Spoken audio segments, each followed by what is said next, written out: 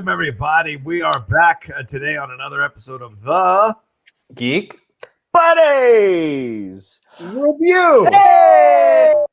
What was that? I thought I'd throw that in there as a Geek Buddies review because that's what we're doing today, reviewing The Boys Season 2.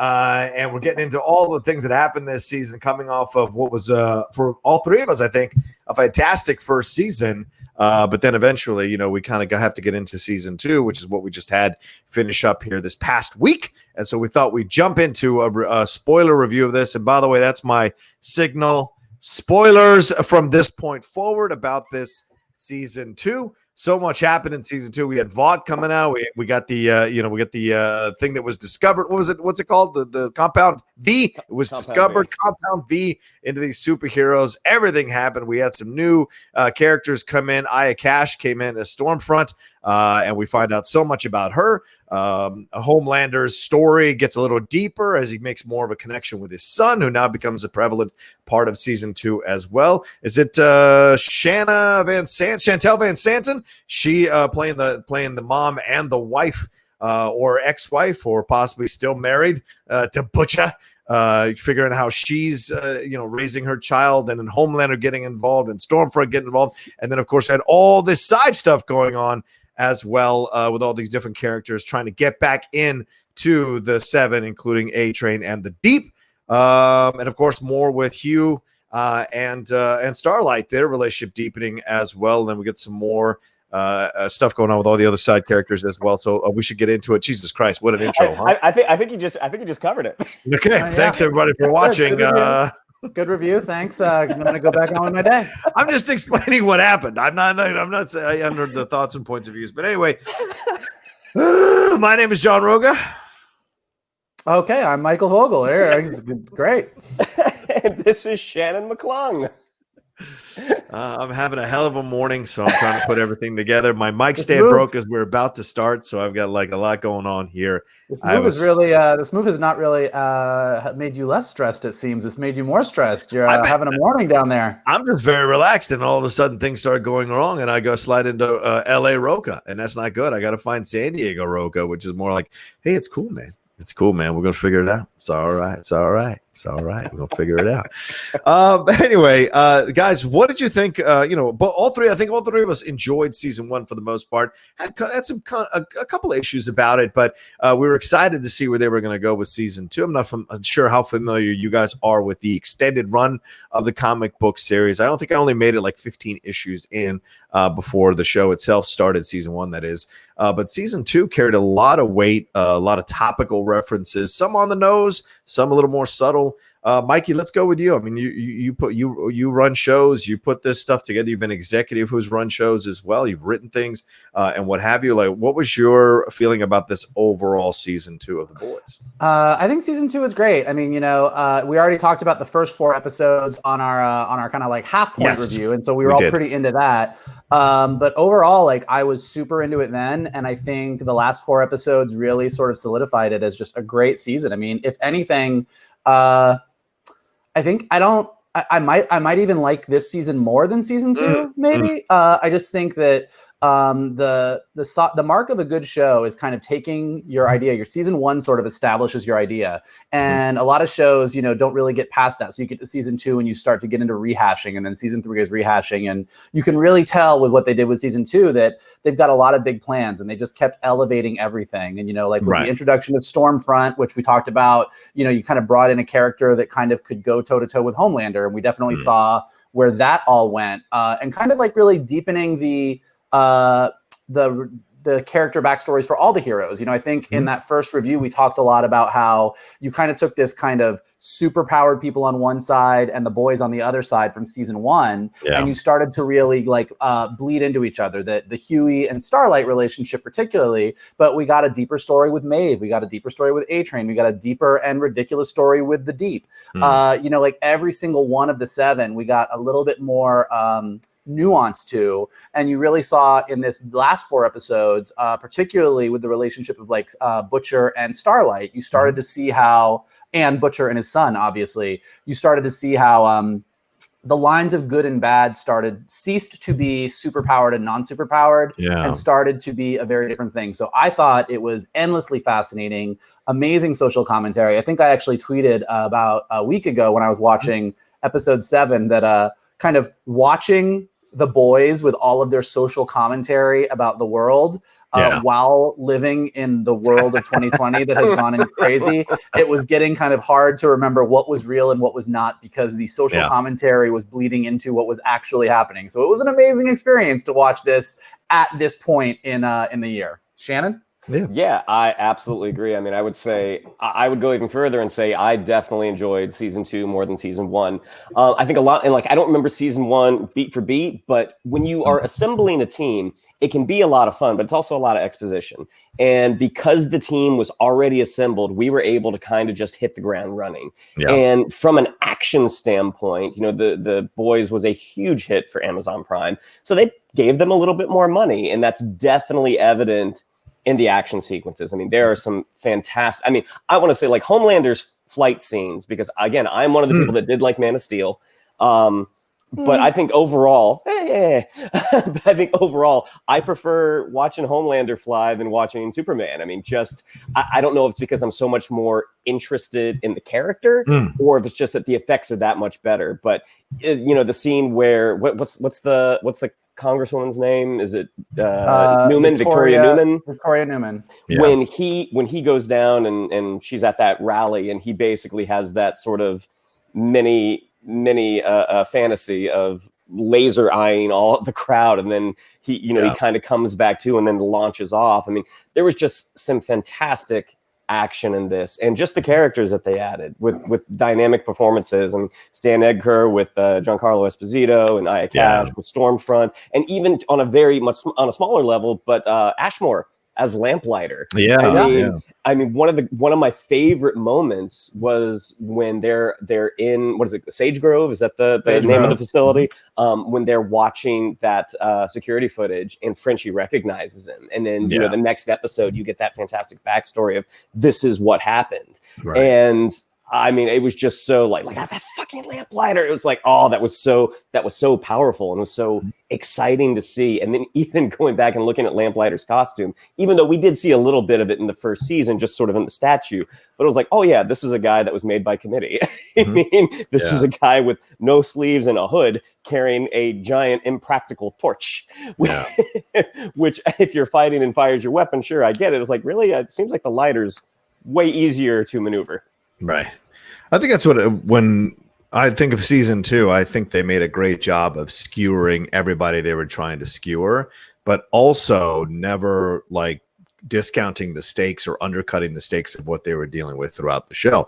The Lamplighter thing is obviously a shot of people cosplay and whatever and dress up in these weird kind of costumes and whatever and carry the sticks and all this old Middle Earth stuff. And it's brilliantly funny the way they're skewering it, but you never feel like they're actually personally coming after you. It's just a fun conversation to have outside of it to look at something like that. So that's a great reference. And I love the fact that it's Iceman versus Lamplighter, right? It's the fact that he's going to fire versus where he was before with the X-Men, and still kind of relating back to the X-Men when he talks about how when he first used his power, he's burned his house down and his dad was proud of him. Whereas if you remember in X2, I think they go to visit his family and his family's ashamed that he's Iceman. So that juxtaposition that they do a little wink and nod to the people who are really into superhero movies, I thought was genius as well. Having Esposito in this was great. I enjoyed his character. I liked what he did. We'll get to a little bit of the things that we didn't like about the season a little bit later, but I did enjoy having his kind of energy throughout the whole thing and the changes in status. You know, from one minute he's kind of putting Homelander in his place, the next he's begging Homelander to kind of help him, and then later on he's turning on Homefront for the betterment of the company itself. And that scene between him and Butcher in the last episode is a straight up honest conversation to have, saying like, hey, this idea of idealism, like, it's bullshit when it comes to businesses and corporations. That's not what this is about. It's always about the bottom line. And hey, you fooled yourself that it never was. It's always been about the bottom line. And that was such a very honest and frank conversation that might have sent chills down the spines of some people who still think that corporations ultimately want to do good. Most of them are about making money, staying ahead and being successful as a business, and they'll make deals with anybody, almost anybody, if it means the overall success of the company. And the changes, and I loved how we got more with Stormfront, how she grew in power as the season went along. Because at first it was cute, she was doing her little thing, and she was doing all that. You're thinking, oh, she's supposed to be kind of a modern hero and what have you, and then you realize, no, actually she's been doing this for 100 years and is connected to the Nazis, so she understands how to use propaganda to manipulate the populace into doing the things that they want them to do, and essentially creating a race war. Right at the end, she has that conversation, or in the last episode, she has a conversation with Homelander's child, and says, like, they hate us because of the color of our skin. It's white genocide. Like, this whole idea, this concept. Did you guys catch Homelander? Like, there was a moment. Yes, he was uncomfortable with that. Yes. Right. But he's lost, so it makes sense because he's such a lost character. Anybody who has any semblance of power and will take care of him and love him, he'll gravitate to. Why? Because he was raised in a test tube, essentially, or test facility by that doctor. So, Mike, any point you want to make? Yeah, well, also, along the lines of Homelander having that reaction, there was also that great moment where Stormfront was talking to Homelander about what was really important. Right. And she was like, the real important thing here is, is doing what we need to do for our race. And it's not about the fans, and it's not about the applause, and it's not about the celebrity. We're going to move past that. We don't need it anymore. And you just saw Homelander kind of go like, do we know? I kind of still do. That's clearly what he needs. All Homelander wants in his life is someone to just like him. And he's so fucked up and mad about it. I also thought they did a really nice job, kind of starting with Starlight calling Butcher out outside of Sage Grove and saying that he's basically calling Butcher out and saying he's just like Homelander. Yeah. And then introducing Butcher's dad. John Noble, who doesn't love a good, John Noble can show up for 5 minutes with dyed hair and a leather jacket and do his thing, and I'm in because he's amazing. Right. But then kind of really in that episode hitting home, you see Butcher with his dad, who basically says, yeah, I might have raised you shitty, but I turned you into what you are, so you're welcome. And then having Butcher go directly to sit down with Vogelbaum, who talks about how Homelander was really sweet, and he turned Homelander. Even Butcher realizes, you see that Butcher and Homelander are two sides of the same coin. And I think that's really, really fascinating. The way they did a really nice job of laying that out and establishing it. Johnny, I had a question for you, because when last we left our conversation about the boys, you were not a big fan of the Starlight and Hughie relationship, and how Starlight had treated Hughie, kind of coming back from that trip and saying we can't be together anymore. Yeah. Where do you stand on Starlight and Hughie now that we've reached the end of the season? Well, like anything else any good series, you take one of your primary relationships and you mess with the audience about that relationship. You make them think one thing or the other, and then episodes come along and they switch around. This is the gift of this show, is that 1 second you could be with somebody and they completely turn on its head, and you have to rethink what you were thinking an episode ago or 2 episodes ago. And the same thing with this relationship, Michael. Yeah, when we left, I wasn't happy with this happening. Felt like, Starlight got what she wanted, and see ya, Hughie, peace out. But he found his way back to it and negotiating again. She found her way back to it as well. So you have that moment that when he goes to try to save her, I think it's in the 8th episode or 7th episode. Oh, I'm sorry, 7th episode or 6th episode, when he goes to try to save her when she's been captured in that facility with Lamplighter. There's that moment she says, "What are you doing here?" And he doesn't even say anything.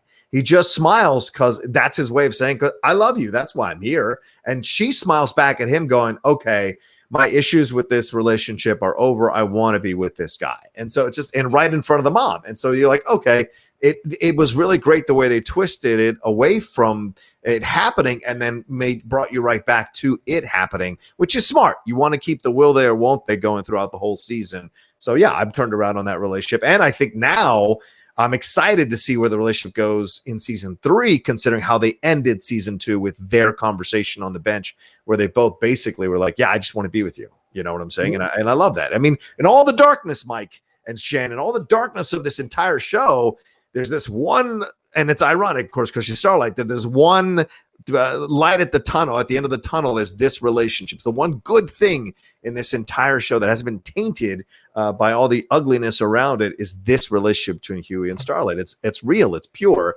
and you appreciate it for what it is, considering all the madness around you. You might say it's a starlight at the end of the tunnel. Okay. No, but I do think, I mean, what I really enjoy about both seasons of The Boys taken as a whole is you have all these larger than life strong characters on the human side. You've got Frenchie, you've got Butcher, you've got Mother's Milk, you've got Kimiko, and then you've got all of these superheroes who can literally like kill you with a glance. And in the middle of all this, you've got Hughie, and they make such a point that Hughie just does not belong. He's not strong. He's not the toughest. And, I think they made such a strong point. And I just absolutely love that scene where he was in the hospital recovering from getting flipped around in that car. Yeah. And Starlight and Butcher have that conversation where they're both kind of like, Hughie's the light, Hughie's the canary, Hughie's the thing that keeps you on the straight and narrow. And I think that in a show that is constantly sort of wrestling and arguing with what is good, what is bad, are these heroes really heroes? Are the boys the heroes? They're doing horrible things, but they're preventing, you don't really know. And that for everybody, you have this completely average guy in the middle who's just a good guy. I mean, that's all he's got going for him. But in a way, that's the most important thing. And everybody kind of needs that. I mean, even Starlight says, she says to Butcher, he's too good for both of us. And I think you get a lot about that. And I do really enjoy watching Starlight being this person who did grow up wanting to be a legit hero. And, we've kind of watched her kind of come into this world where she's had to grow up and learn how to navigate things and learn that the idea of what a hero is unrealistic. So she's now kind of searching for what does a hero mean. And I think I loved at the end, first of all, I got to say, Girl Fight 2020 was fucking amazing. That was amazing.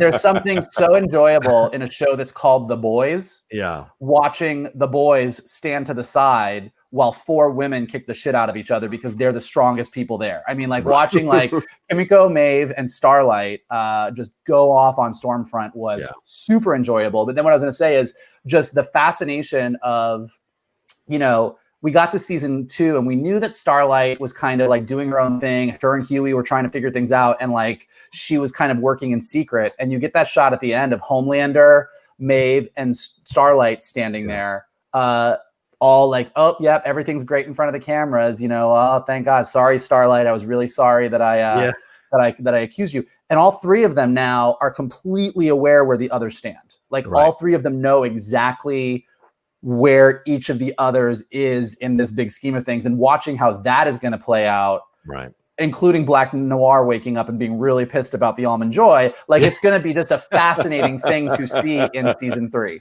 And talking about that scene, I mean, I wanted to jump over to the performances for just a second because across the board, the cast, they're doing just great work. I mean, in that scene in particular with Anthony Starr's Homelander, playing dead behind the eyes is really hard.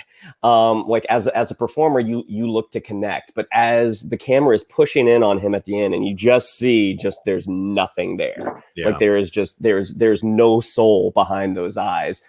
That's really hard. I mean, like he's had a menacingly charming performance for 2 years, but that moment in particular, like God, that's really impressive. And Chase Crawford, okay.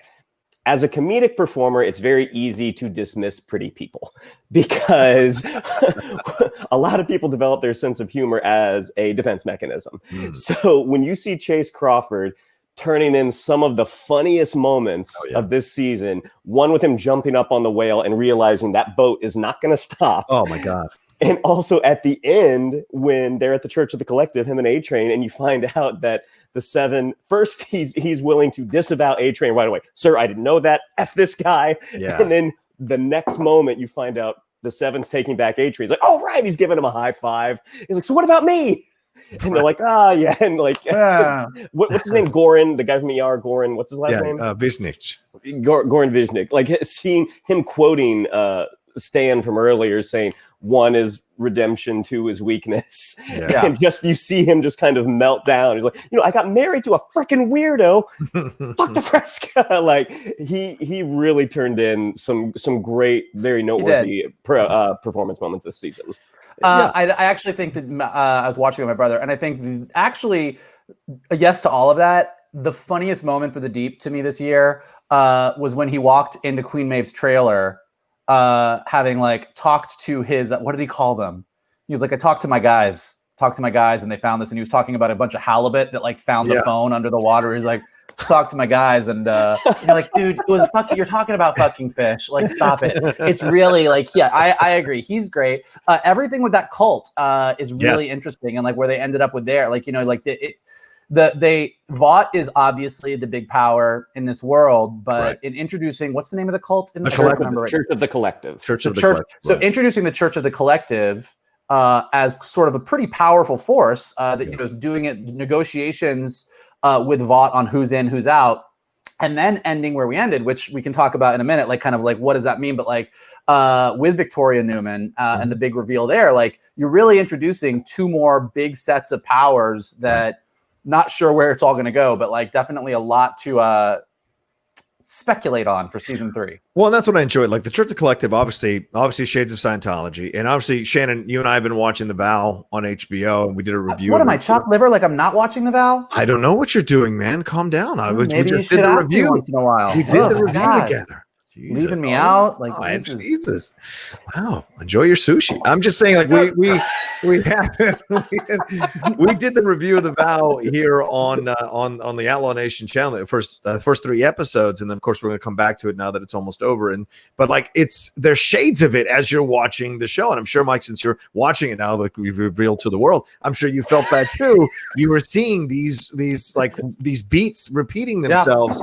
In the Scientology, I mean, when he calls him a suppressive person, all of that is there, or a toxic person, or whatever. It's very similar to the suppressive person thing, and having a guy like Goran who's got that kind of, like kind of that smooth leader vibe to him, having him do the things that he's doing, all around. And then all the thing where they sat down with the psychiatrist who's like breaking them down, and then you have to surrender stuff about yourself that you really don't want anybody to know. That just all of it is just there that repeats itself, so even skewering that idea of a cult, and the Deep at the end yelling at Goran Vishnu saying, I signed over my bank account, I gave you everything, I'm not taking any more dumbass classes, like you guys aren't getting me in, I got to get to here. So I wonder now, like you said, Mike, at the end, who slides into this void of power at the Church of the Collective? Will it be the Deep?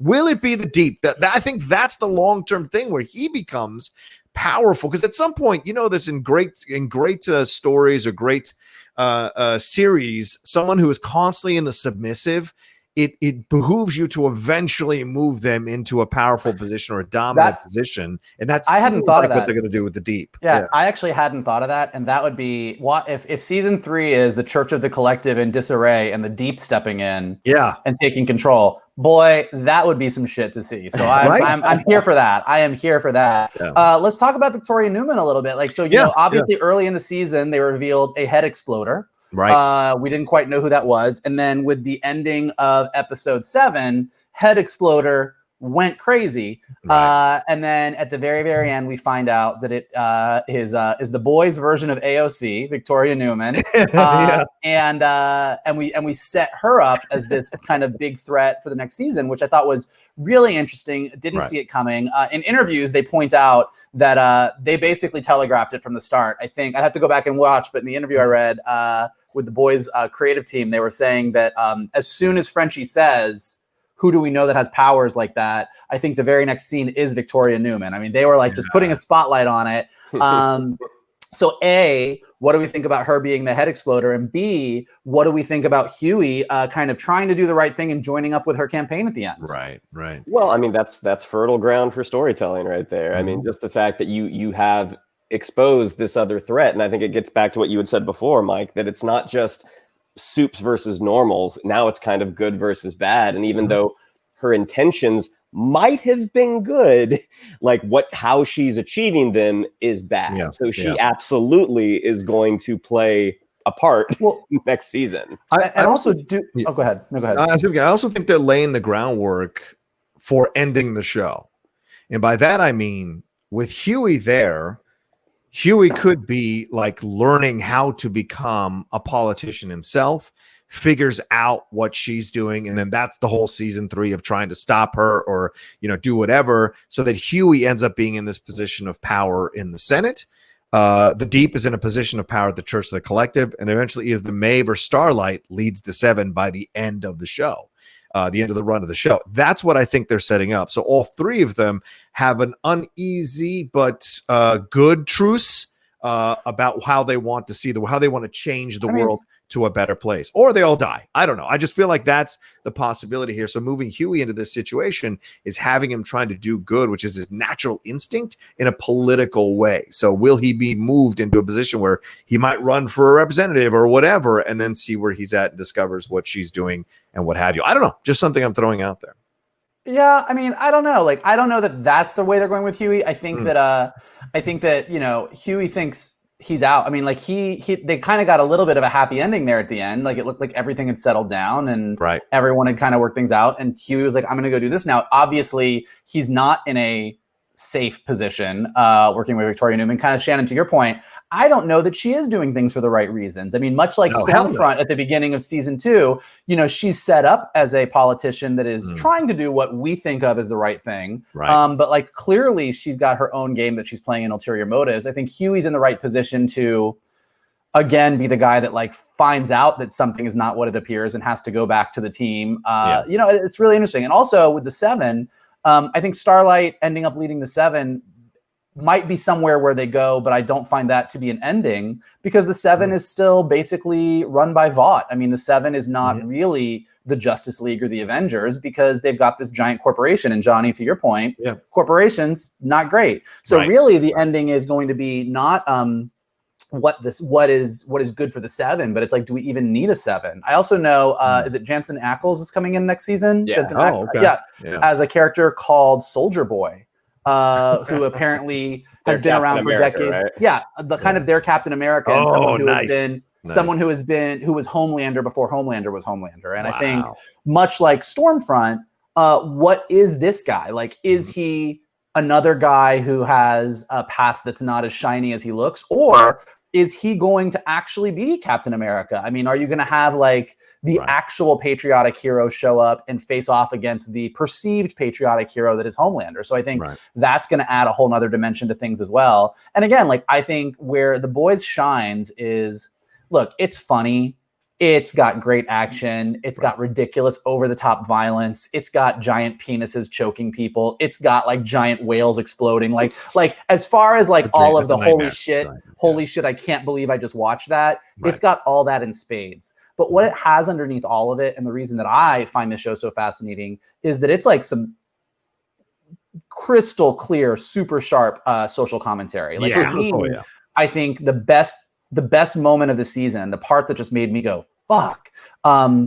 I think it's the beginning of episode 7, but it's watching that kind of heavyset guy in glasses. It's that whole sequence. It's opening up with him waking up, waking up, kind of listening to the media, like listening to Stormfront on the internet, watching YouTube clips. He's got a Stormfront poster in his room. He leaves his room. He pops his earbuds in. He's like listening to more, like, we've got these supervillain threats coming in from the Middle East. We've got this, we've got that. Anybody could be it. And just watching him sort of within like a 2-minute sequence, watching someone who is a superhero fan become super radicalized, shoot somebody, and then kind of following it up with that rally where Stormfront and Homelander are like, hey, we're really sad that guy got killed. We're donating a lot of money to these organizations. And then Homelander's like, thoughts and prayers. But there's a lot of threats out there, guys, and just like stoking those fires. And like I said, watching that while I, then stop watching The Boys and flip over to CNN or MSNBC and watching what's going on in the world, you're like, not to get too political, but to watch something like that and follow it up a week later with 13 guys who are going to kidnap a governor, like, you're just sort of like, this is on point. The Boys is on point. And that's the best thing that these shows do. I mean, what superheroes stories do at their best, whether it be in comic book form, in movie form, or in serialized television, is they offer like a commentary on what is good and evil, who are the heroes and the villains, what does it mean to be a good guy or a bad guy, and ultimately that's what The Boys is all about. And I think season 2 really crystallized that even more than season 1 did. And for any of our fans who were Community watchers, that actor, the guy who gets radicalized, I believe that is Neil, formerly known as Fat Neil. From he was a recurring player on Community. He's the reason that the D&D episode happened. It was but also, I mean, to what you said, like after the propaganda stuff is released of Stormfront, and you see the guy doing a selfie, like, "Hey, I can't believe I have to say this nowadays, but Nazis are bad." And it's like, yep. Yeah, all of that. I mean, I think another scene that stands out, and that's a great scene to point out. I remember that I was yelling at the television after the end of that sequence, and Lindley leaned over. She's like, "Yeah, you can't watch this here in the living room. You're gonna have to watch this in the other room because I was so mad at that 2-minute scene. I was so mad because that's how it happens. That's how you make it happen. And people who lie that their rhetoric doesn't motivate people to do this shit are bullshit artists. And so watching that happen is absolutely their way of saying, no, this is how it could happen. This is how brutal it can be. And it's unsettling. And the way The Boys starts every episode is that way, and just goes, The Boys. It's like, this is the life. This is America. This is what's really happening. Just simple and straight to you, and as a matter of fact. And I kind of love that presentation. And you just have to deal with it as the story goes along. I think the scene with Layla Robbins' character and the homie from Deadwood and the representative, they're all in the office, and he's like, well, the president said we got to give compound B to all the police. That's like, oh shit, I think I've heard that before, where they want to arm the police, they want to divert funds to get more armor for the police, more tanks for the police. Where have I heard that before? This whole idea of using weaponry and putting it in the hands of people to use against the citizens to supposedly protect against supervillains. All of that was uncomfortably topical, and then him to say, like, oh, what do you have on me? What, I'm sleeping with my nanny? Give me a break. Put it out. I'll be on Fox News in a heartbeat making money, and this shithole will be right behind me. Like, yep, that's actually how it's happening. So like all things in The Boys, the social commentary is not subtle. No, it's not. And I appreciate that. And you're right, Mike. I mean, you couldn't just do a show that's making fun of superheroes. You have to have some more depth to it. And this is what it is. And that's why I appreciate it as well. Go ahead. Just to that really quick point, really quick. Don't forget what you were going to say. I was just going to say, like what I love about The Boys is it's less that it's making fun of superheroes. Right. And more than we would like to admit, it's just taking a world of superheroes and going, if we're really being honest, this is what it would be. It's less aren't these superheroes funny, and more, let's be real, if we really had superheroes, like it or not, this is what you're more likely to get. And that's why, and like Garth Ennis, when he created this, it was that the idea that like going, it's nice, we all love Superman and Batman and Captain America and Iron Man, and we love watching these stories about these heroes that are the best of us. Sadly, in the real world, what Garth Ennis said and what the series says is, are the people that have those powers going to be the best of us, or are they going to be just like the rest of us? Like that's really what it kind of boils down to. But I didn't mean to interrupt. What were you going to say? No. 2 points. It's a Festivus. You might say a Festivus for the rest of us. There you go. 2 things I want to bring up. 2 storylines. I want to get to the overall thing, Homelander, kind of wrap up the show, but I want to get into the Queen Maeve stuff. What did you guys feel about the Queen Maeve stuff? All of that. Yeah, please talk to me, Mikey. What did you feel about all this? Because I mean, I think they did redeem her to a degree, but I also felt like at times it was a bit convenient.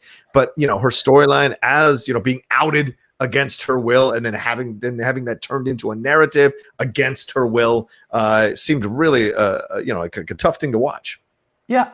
I don't know that anything was too convenient. I mean, I think she's a really interesting character. I really enjoyed like the idea of a character who you can tell she kind of wants to do good, but at the same time, she's not going to take it didn't look like she was going to take the steps that Starlight was. Like when Starlight was like, come with me. I mean, like Queen Maeve does shove that almond joy in Black Noir's mouth. She does. Thank God.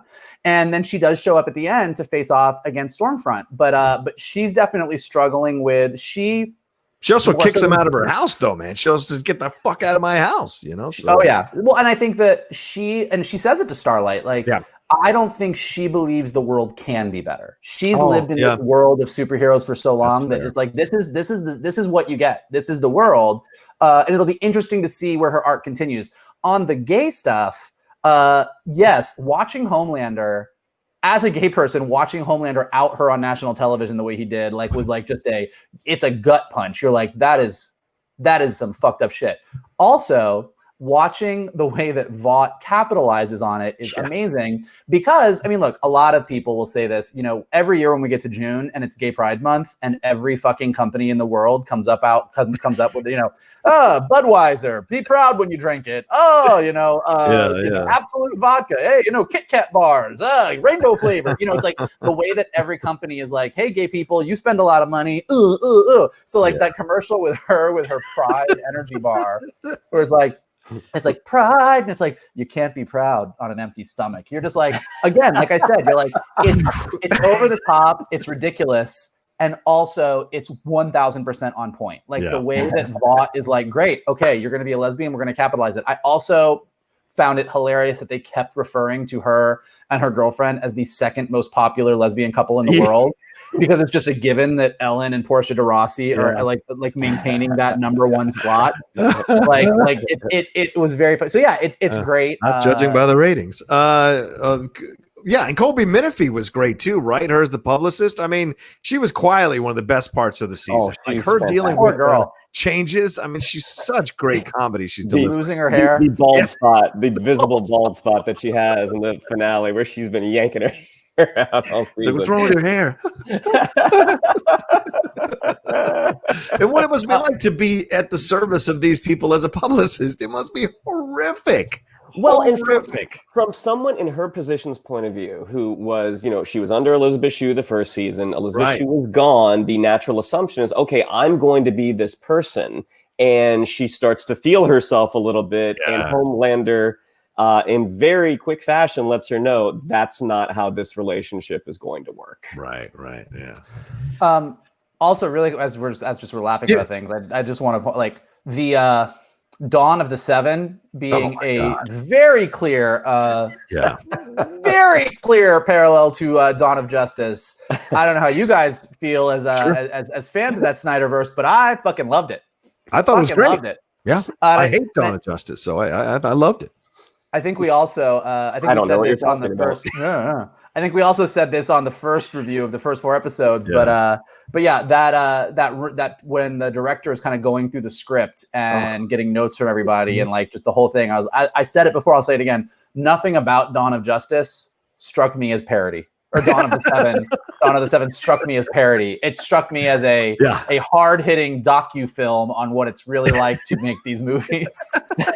And for the record, Michael Bay would never pitch a film in that manner. Let's just make that clear. That's all those nerdy writer guys out there thinking that they know what action is. Michael Bay knows what action is. There's a difference. Yeah, he just doesn't know what story or charcher is, but sure, he knows what action is. That is true. What does he care? He can't even hear you with all the dollar bills coming out of his ear. I hear you, though. I understand your point of view. What about Kimiko and Frenchie? Did we like this storyline with them getting together kind of the as it went along? Yeah. Tell me what you think about that. I think season 2, they kind of tied up. Be like, all right, if we don't get a second season, this is a way, or a third season, this is a way to tie everything up. Yeah, true. Mother's Milk is back with his family. Right.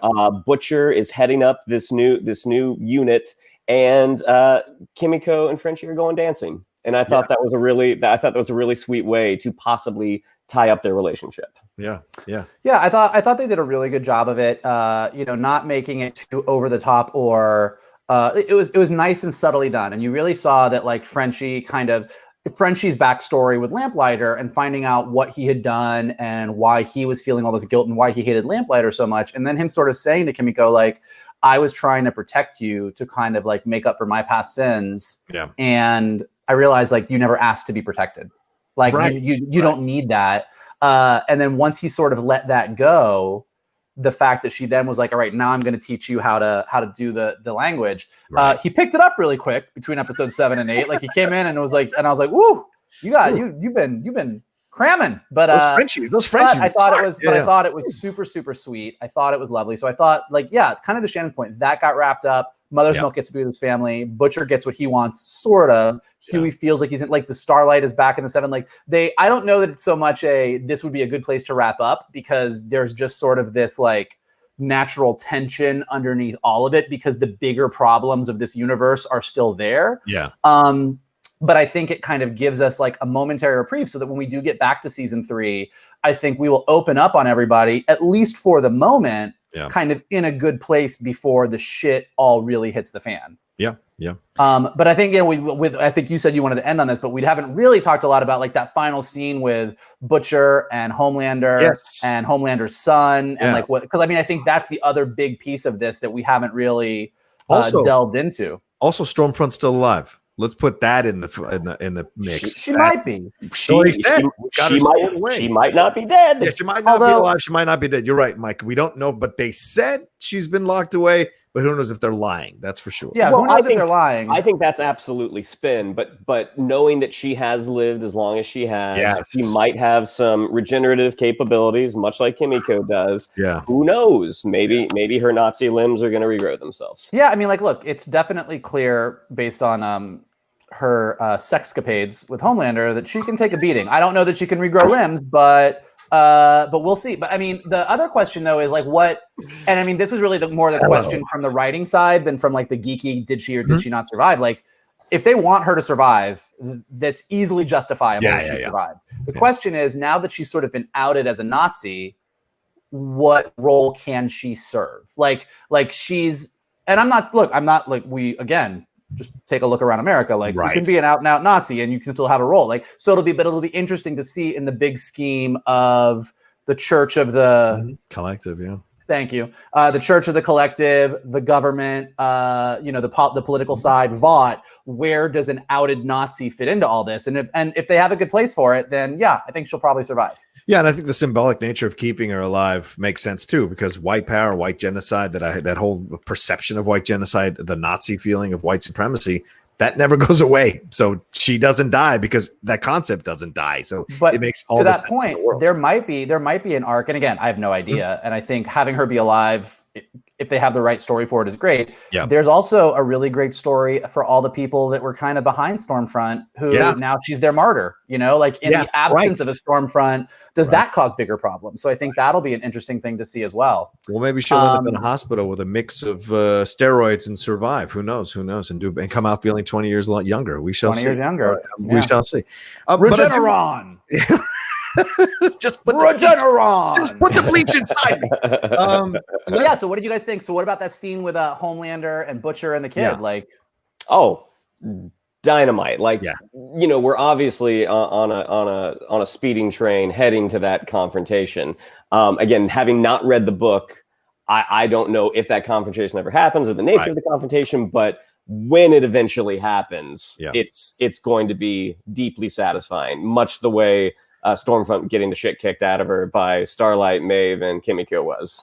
God, that was sad. I'm gonna go watch that girl fight again. I mean, it's as I was watching it, I'm like, I feel bad. I'm getting this jazzed about one gal getting stomped on by 3 others, but it feels like it's the right thing to do. That girl deserved a stomping. Yeah, true. She deserved it. Wow, girls really do get it done. Wow. Yeah, I love that. That line was brilliant. God, it was good. Go ahead, Mike. No, go ahead. No. I just want to talk about Homelander overall. So please make your point about this particular scene. No, just I think that Butcher's disdain for supers being really challenged this season, both in Ryan, this kid that and his relationship with Starlight. I mean, I thought there was this really nice arc of him sort of altering his, because to go to that point where he's like, I'll get you out of here, but I'm not getting that kid out of here, then inversing it to where he loses the thing that he's wanted for 2 seasons, but she makes him promise to take care of Ryan, and he's there, and there's this kid, and he's now de facto and because we've seen how he was raised now, thanks to the scene with John Noble, wherever Ryan's been taken, I think that the Butcher-Ryan relationship is going to be a big part of season 3. And now you have sort of both of these characters, Butcher because he made a promise to the woman he loves more than anyone, and Homelander because this is literally his kid, are both going to be sort of duking it out for how does this kid get raised? I mean, the whole idea of can this kid be raised in a way that he can be the hero that we want a Superman to be, or is he just going to be another Homelander? Or is he going to be another Butcher? I mean, like, you know, are you going to be a Butcher with superpowers, which is not the best thing either. So I think that like what happens to Ryan, and now that he's been taken away and put in the government, we're sort of going to get like a Homelander 2.0 storyline. And I think what happens with him is going to be really, really interesting. Who was that? I saw somebody walk past. So for those of you that have not realized, my background is different. I'm actually at my girlfriend's home right now, and she's been texting me that she really had to pee. No, that's fine. So that's what she.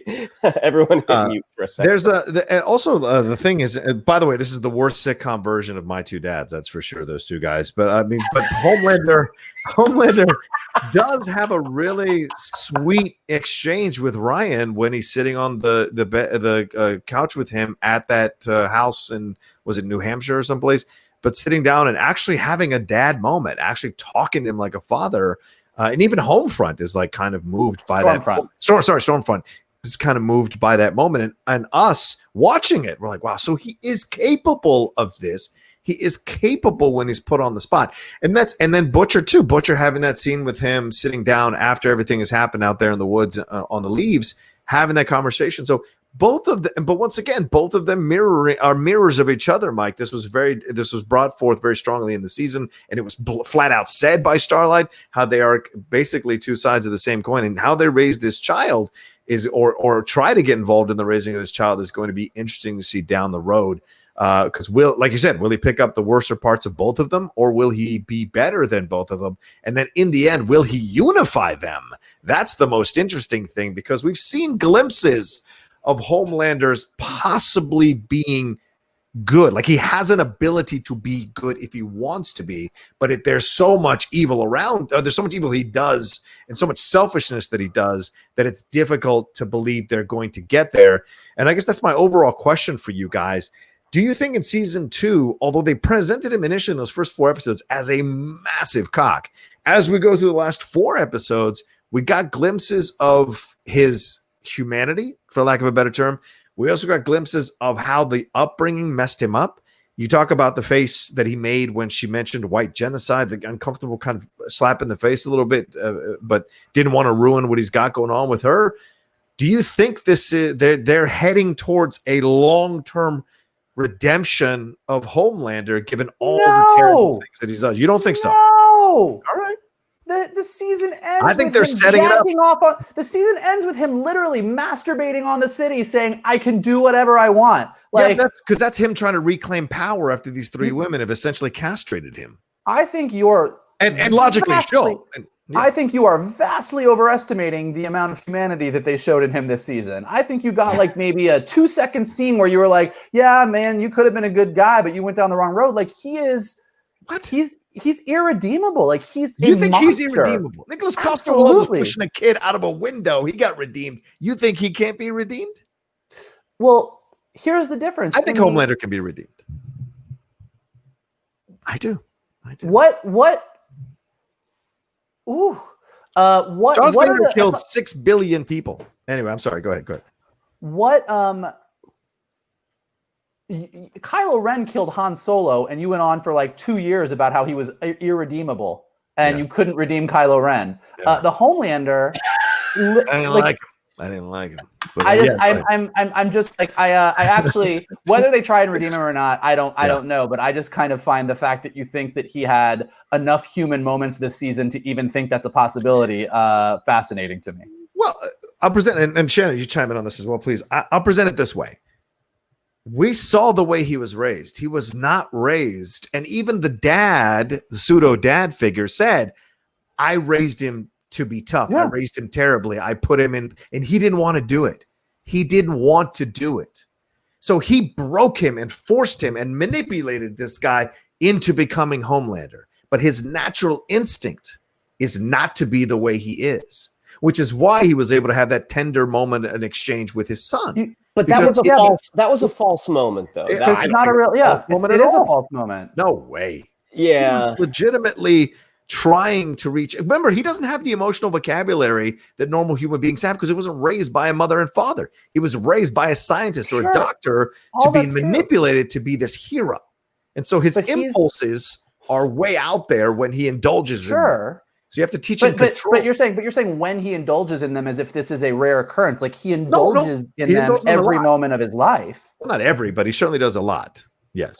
I think the moment that he referred to his son as a little shit, who just, when he's talking to Butcher, that little shit. No dads ever said that? No dads ever call their child a little shit? I bet not in this capacity, no. Not in this capacity. I mean, look, to your point. I mean, look, like we've been saying. You know what like we've been saying, Butcher and Homelander are flip sides of the same coin. And I think you only have to look as far as Homelander to see what look at Butcher to see what they think of Homelander. Like Butcher also raised to be a monster. Butcher also has done horrible things. Right. Butcher sitting with Vogelbaum, threatening to kill his entire family unless he does what they want. And then his daughter bringing the tea and him being like, this is lovely. Like you see that Butcher was also raised to be just as much of a monster, but Butcher has a Hughie.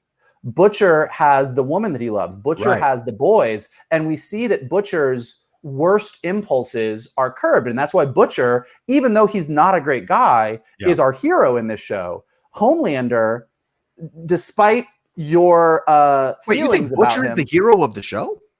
Well, Hughie's the hero of the show. Hughie's the hero of the show, but Butcher is set up to be someone who is... We care about Butcher and we see Butcher make the right choices.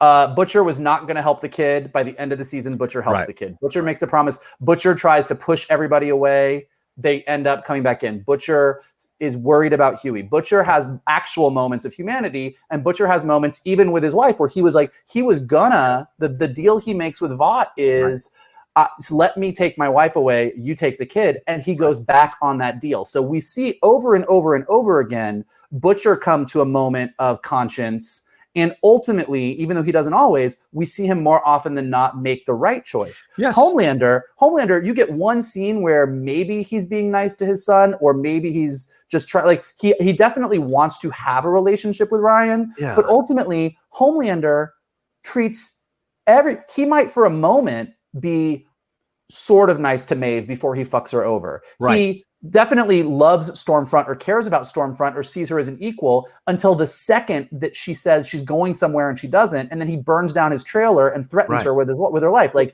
Homelander over and over and over again, despite the fact that yes, this is how the government ended up raising him, shows us that he is soulless. To Shannon's point, the last time we see Homelander on screen in season 2, he's lying and has fucking dead eyes. Like that dude is, I'm sorry, that's the second to last time we see him. The last time we see him is masturbating on the city. Those eyes are alive then. Yeah. But like, so my point being, like, I do not think that that there is a redemption story in store for him, because I don't think they've done anything to lead us down a road to think anything of him other than, holy shit, you are the scariest person in the world, and someone needs to take care of you. I think redeeming Homelander is like trying to redeem Joffrey. This is ridiculous. You're both Vader fans. Vader was redeemed. Vader was redeemed for the audience. He wasn't redeemed for the galaxy. I mean, not for the galaxy. Certain for Luke and the audience, he was redeemed. And look, we're not. You know, I think. And by the way, in this show, Homelander is not a bad person to the audience. I mean, to the world, right? So it's different from Vader. Well, no, he's starting to be. I mean, there's a lot of protests. The door's starting to open. As soon as Homelander killed that innocent kid when he like flew into whatever country that was, like there was plenty of people that were protesting Homelander. Right. But you know, people will discount that if they can be protected by something like that. I think people look past stuff like that. Look at the amount of atrocities we've done throughout the history of our country to men, women, and children in foreign countries for our own benefits as well. So I'm just going to do some thing. But I mean, in my opinion, I think they have been laying the groundwork. And the reason I say this, giving us a background into this guy, and you can compare his upbringing to Butcher's, but I don't think it's even remotely close, because Butcher clearly has a mom who loved him from day one and dealt with this terrible man as her dad. And it's essentially a boy as his dad, and essentially a boy named Sue type thing. You know, you blame me for the grit in your eye, whatever it is, or the grit in your gut, whatever it is. But he's basically saying, but his dad still showed up. They still have a connection. He had a brother who humanized him. See, Homelander had none of that. He had no friends, no upbringing. No mom who loved him, no dad who loved him. Nobody is arguing that Homelander had a shitty upbringing. Yes. But it's not, you can't say despite, because you can't throw out a really essential part of the character and say they're not redeeming, because I believe that the reason they're letting you see the behind the scenes on him and how terrible his upbringing was and his attempts to try to connect and his overindulgence, and yes, Mike, I agree with you, frequent overindulgence of his impulses, shows you he is an emotionally immature child in a man's body. So either he gets taken out or someone brings him to a come to Jesus moment. And I think that's coming. And I think the son is going to be a part of that. And I think eventually they will redeem him and he will do some grand gesture like Vader did, throwing Palpatine through that chute. I think absolutely Homelander down the road will do some grand gesture of doing the right thing. And then we'll have to reevaluate everything. And I just feel like they're laying the groundwork by giving you more of his backstory and who he is as a person, giving you more windows into that. They're giving you the groundwork for redeeming him. That's just my opinion. I could be wrong. I absolutely could be wrong, but I just feel that way. Yeah, this is one straight white guy that I'm not giving a second chance to. He can, he can get out of there. He can get it. He's donezo. Okay. All right, that's fair. All right. So, any last comments? Does the A Train thing matter to us at all? Do we want to touch on that? Did that go? Was there any? I think it's connected to Church of Collective, so we kind of covered that, right? Is there anything more we want to hit on with any of the other characters, any other storylines before we wrap up? Well, I mean, kind of to the counter to your point about Homelander, I think A Train did have it. Like A Train definitely got knocked off his pedestal, and A Train ultimately at the end of the day came through with the information on Stormfront, and so he had a moment of redemption where he did kind of the right thing. That's ridiculous. That's the right thing. I'm not saying that he gave the good guys the information they needed to do the good thing, and he didn't do it. And he got rewarded for it. But he didn't do it. He says to her, I want to get rid of it because I want to get back in the 7. When they hand over the information, he says, I hate that Nazi bitch and I want to get back in the 7. My point being is not, look, I don't think that this is some awesome A-Train redemption and he's the big hero of the show either. I'm saying that Homelander, to me, has no redeeming moments in the entire 2 seasons. I think A-Train gets a moment where he does the right thing. Maeve gets her moment where she does the right thing. The Deep, we're not sure where he's at yet. Obviously, Starlight is on the right side here. So I think that we're seeing in the 7 Black Noir, still kind of a wild card, but doesn't look like he's got any redemption. He's just like a fucking Terminator. Yeah. But so I do think with A-Train and some of these other characters, like we are setting up more of a come to Jesus moment down the road with, do you want to be a hero to the world or do you want to really be a good guy? Yeah. And maybe they're going to have Homelander make that choice too. And maybe in the final moments, he will do something that makes him do the right thing. I don't think it redeems him. I think he is irredeemable. Okay. He's like, to Shannon's point, I don't think he's a Jaime Lannister. I think he's a Joffrey. So we'll see. I think he's a Joffrey, really? Okay. Oh yeah. There was one moment, and I know you guys will probably think this is me being a little too sensitive, but there was one moment at the end as Homelander is pleasuring himself. The shot of him being silhouetted by the moon, to me, that skewed into Farrelly Brothers territory. I was just like, you didn't need that. Like that was. I thought it was them making fun of Batman and those shots of him and the moon and all that stuff. I just thought it was too broad. I thought it was too intentionally comedic. It was, to me, that was a send up. I was like, what? Come on. Yeah, but I also didn't like the joke at the end of Kingsman where the Icelandic princess says, "You saved the world, we can do it in the butt." I was like, you didn't need that. Well, I don't like that moment in the Kingsman because I think it's kind of gross and misogynistic. I think that the moment at the end, I'm with Johnny, like they were clearly going, like we've seen every image of Batman on the gargoyle with the moon in the background, or Superman kind of standing triumphantly on the Daily Planet with the moon, like the superhero looking out over his city, Spider-Man crouching on a gargoyle. Like every superhero has their moment where they're looking out over their city that they long to protect, in this beautiful shot with the moon behind them, and Homelander jizzing on the street, to me, was the perfect ending for this season. Like, I'm like, that is, because you're irredeemable, that's what you is. Okay. I think because you're redeemable and so desperate for love, that's something stupid you would do to try to reclaim your manhood. But okay. Anyway, all right. I respect you guys' point of view. I totally get that you think that, but I've seen it happen in so many shows. They redeem the worst people, and we've seen so many people get redeemed already. I mean, remember the Deep forced Starlight to give him a blowjob in the first episode of the first season. So it's like we've found our way to redeem this guy to a degree, and Starlight still hates him. I love it.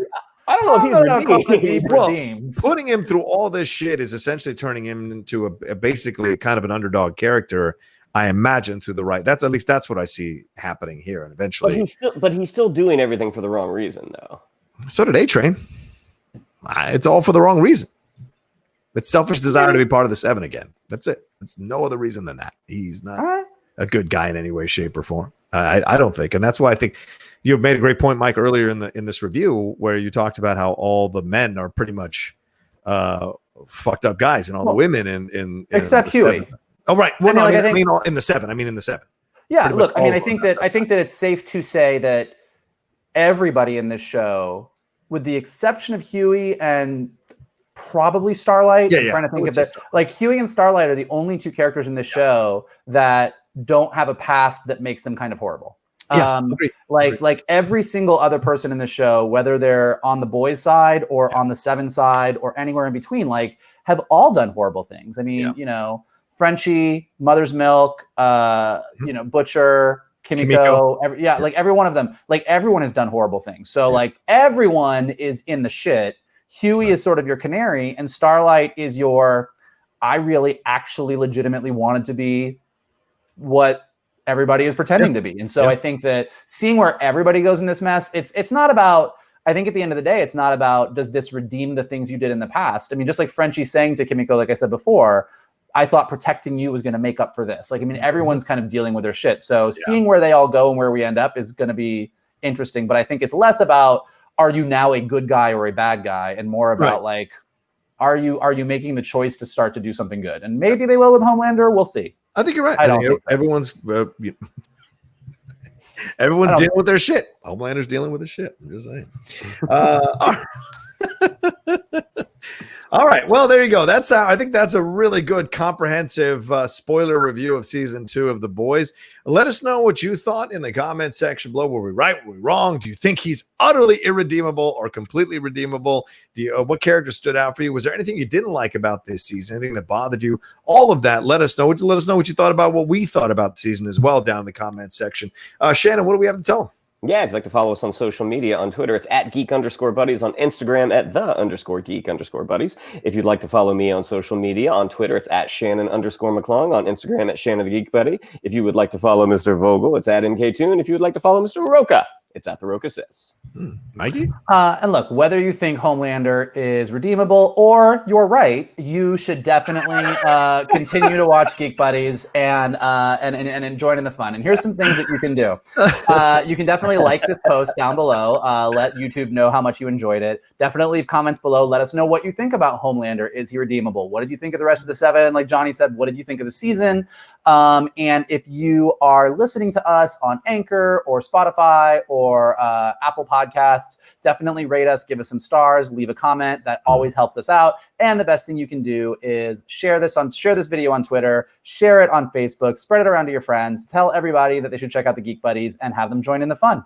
There you go. All right. Not much more to add to that. So thank you all so much. And we'll talk to you next time on another brand new episode of the Geek Buddies. Hey!